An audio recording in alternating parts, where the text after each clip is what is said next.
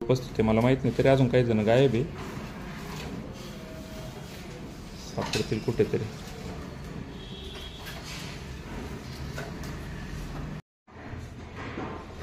नमस्कार विद्यार्थी मित्रांनो, मी संदीप कावळे जी किरन्स स्पर्धा विश्व अकॅडमी नाशिकमध्ये आपलं स्वागत करतो.